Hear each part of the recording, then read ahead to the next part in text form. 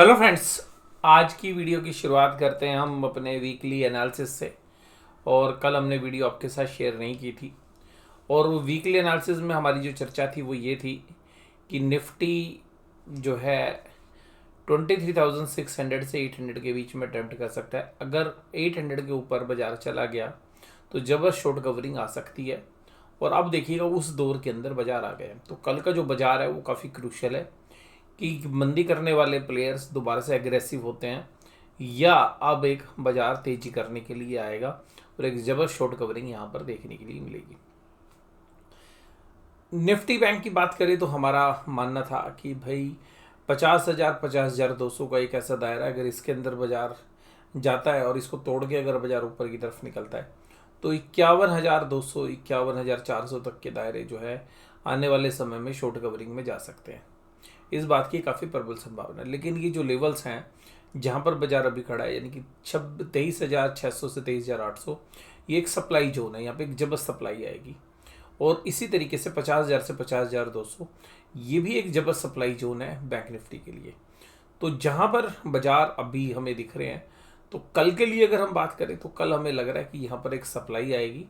और बाजार के अंदर अगर हम ऑप्शन चेन की डेटा देखें तो मंदी करने वाले भैया सारे बैकफुट पे आ गए। आज जितने मंदी कर रहे थे ना वो सब आज जो है किनारे लगा दिए गए।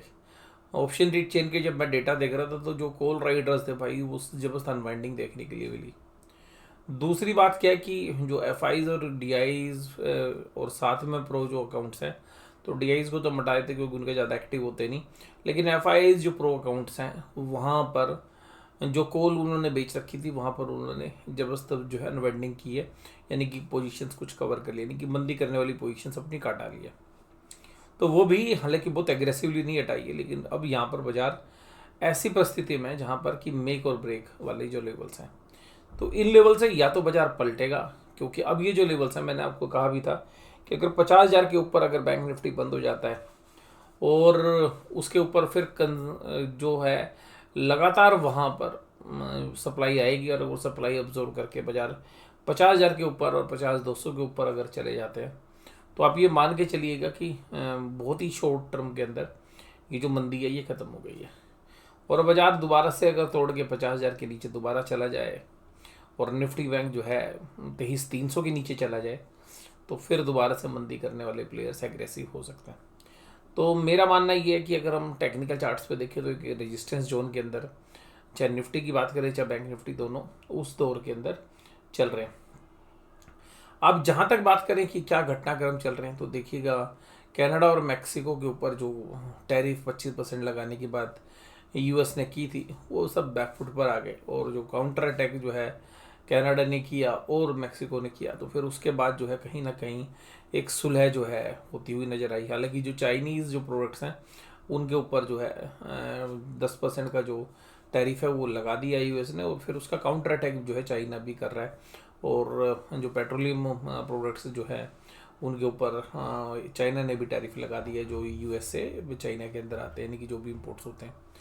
तो इस तरीके से वो जो घटनाक्रम चले उसके बाद यूएस ने जो है मैक्सिको और कनाडा पे जो रिस्ट्रिक्शंस लगाई थी वो वापस ले ली, तो जिसका आज जो है बाजार एक फेवरेट दिखा रहा था। और कल जो है बाजार इसी बात के ऊपर नेगेटिवली रिएक्ट कर रहा था। तो ये तो थी बात जो न्यूज़ फ्लोज चल रहे हैं।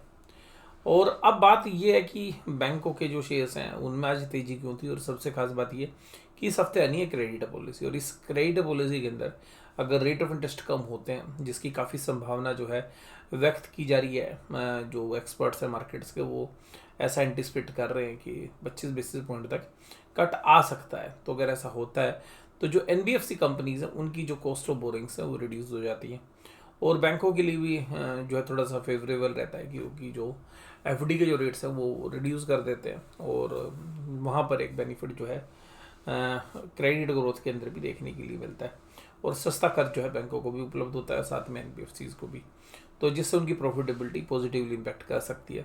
तो जिसकी वजह से ये जो इस तरीके की जो शेयर्स हैं वो आज रुझान जो है उनके ऊपर पॉजिटिव जो है देखने के लिए मिला। अब बात करते हैं अपने जिस तरीके के अंदाज में हम आपके साथ बात करते हैं, तो वो चर्चा अगर हम आपके साथ करें तो सबसे पहले देखिएगा निफ्टी ने आज क्या धुआंधार पारी खेली है, और बाजार के अंदर जो है 23,300 23,400 पे जो रेजिस्टेंस था, बाजार ने सुबह ही अपने इरादे स्पष्ट कर दिए और वहाँ पे पलट के नहीं देखा। और निफ्टी ने जो अगर हम देखें तो जो रेजिस्टेंस लेवल है 23,800 के आसपास और 24,000, अब वहाँ पर बाजार जाता हुआ लग रहा है। तो 23,800 से लेकर 24,000 के जो दायरे हैं वहाँ पर जाते हुए लग रहे हैं।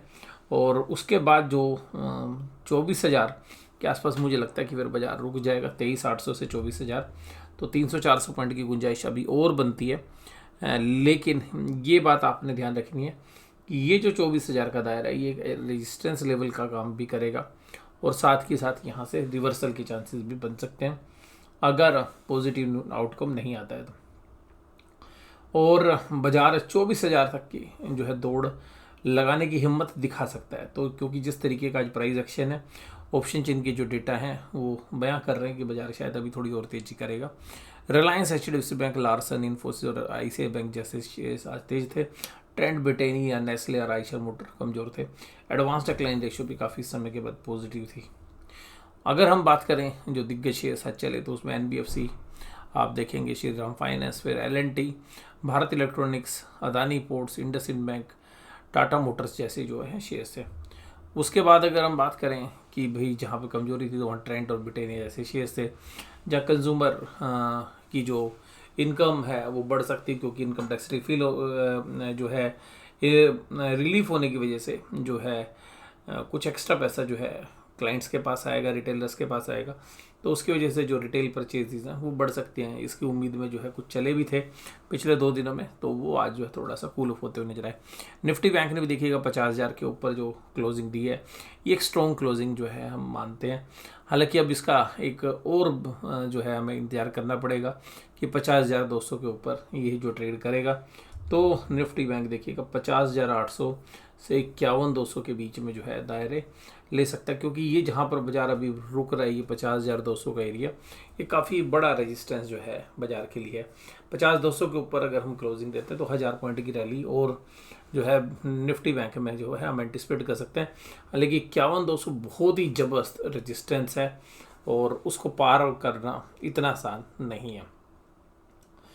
तो यहाँ पर हमें ऐसा लगता है कि यहाँ पर जो है मेक और ब्रेक है, यहाँ पर आपको देखना पड़ेगा। मुझे लगता है कि कल शायद एक नैरो रेंज में बाजार ट्रेड करें एक बड़े मूव के बाद, और सीधी सी बात है कि यहाँ पे इन लेवल्स के पास जो बाजार आए हैं तो शॉर्ट कवरिंग भी आ सकती है।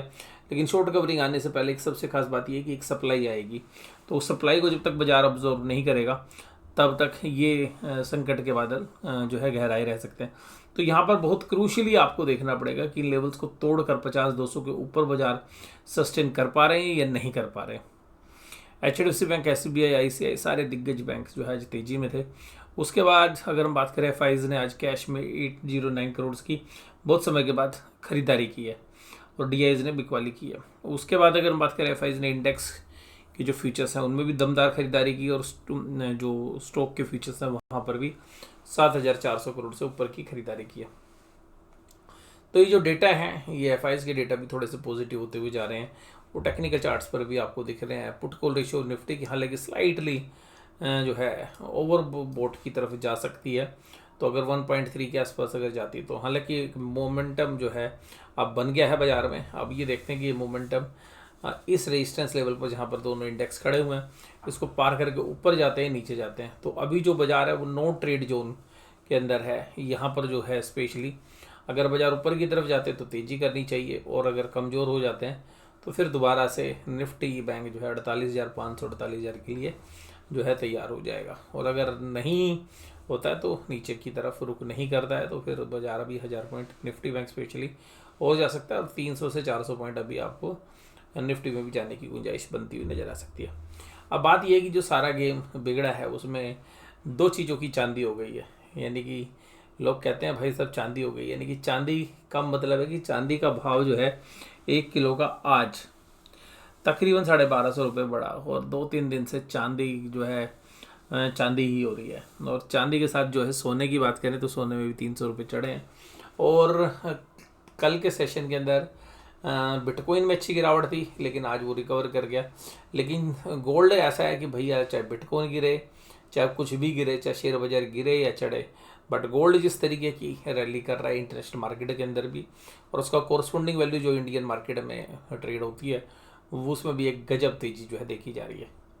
और एज अ डिस्क्लोज़र, हमने पिछले साल तकरीबन 1 साल पहले हमने कॉन्ट्रा व्यू लिया था गोल्ड के अंदर, और हमारा स्टॉक फॉर द मंथ भी जो है पिछले साल के शुरुआत में ही हमारा गोल्ड और उसमें भी SGB रहा था। तो वहाँ से अगर हम देखें तो गोल्ड ने हमें तकरीबन 30% से ज़्यादा की रिटर्न्स दी है, प्लस साथ में जो है इंटरेस्ट अर्निंग है SGB से हुई है, तो तकरीबन 1-1.5% की वो अर्निंग्स आप लगा लीजिए। तो नेट इम्पैक्ट जो है तकरीबन 32% के आसपास जो है गोल्ड ने रिटर्न्स दी है। तो वहाँ पर हम स्टॉक मार्केट के अलावा हम जो है वहाँ पे हमारा कॉन्ट्रा व्यू था और वो काफ़ी पॉजिटिव रहा है, और गोल्ड में एक अच्छी तेज़ी जो है देखने के लिए मिली है। और जो हमारे अल्फा मेंबर्स हैं उनको पता भी होगा कि हमारा जो है स्टॉक फॉर द मंथ जो है गोल्ड रहा था। और उस वीडियो में मैंने ये भी चर्चा की थी कि अभी स्टॉक की बारी बात नहीं करते हैं, हमें ऐसा लग रहा है कि जो रिस्क है इक्विटी में वो थोड़ा सा ज़्यादा है, इसलिए और जो हमारे जो कैलकुलेशन थी उस पर हमें गोल्ड जो है सूटेबल लग रहा था। हालांकि गोल्ड पे अभी भी हमारा जो है बुलिश व्यू है, मीडियम टर्म में भी और लॉन्ग टर्म में भी, लेकिन हो सकता है कि थोड़ा सा शॉर्ट टर्म के अंदर गोल्ड परेशान करे। और इस साल के अंत तक काफ़ी पॉसिबिलिटी है कि गोल्ड जो है 1 लाख प्लस के जो है भाव शायद इस साल के अंत तक भी दिखा सकता है। मैं कोई बाय रिकमेंडेशन आपको नहीं कर रहा हूँ, अगर आप बाय या सेल करते हैं तो अपना फाइनेंशियल एडवाइजर से सलाह लेने के बाद ही फैसले पर जाएं। ब्रांड गुड $76 पर, और उसके बाद अगर हम देखें ऑप्शन चेन के अंदर सारे कॉल राइटर आज फंस गए और निकलते हुए दौड़ते हुए नज़र आया, जो वहाँ पर जबकि पुट राइटर जो है एग्रेसिव हो गए।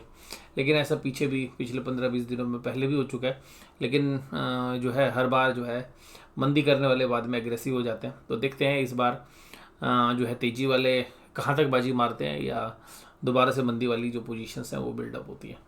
तो यहाँ पर जो लेवल्स हैं, इन लेवल्स के आसपास मेक और ब्रेक लेवल है। जनरली ट्रेडर्स को ऐसे लेवल्स को अवॉइड करना चाहिए, या तो बाजार यहाँ से उल्टे खिसकते शुरू हों तो पोजीशन बनानी चाहिए, या यहाँ से बाजार ब्रेकआउट करके ऊपर की तरफ जाए तो पोजीशन बनानी चाहिए। अदरवाइज यहाँ पर बाजार को देखते रहने में ही ज़्यादा समझदारी है। तो आज की इस वीडियो में बस केवल इतना। वीडियो देखने धन्यवाद। Thank you very much.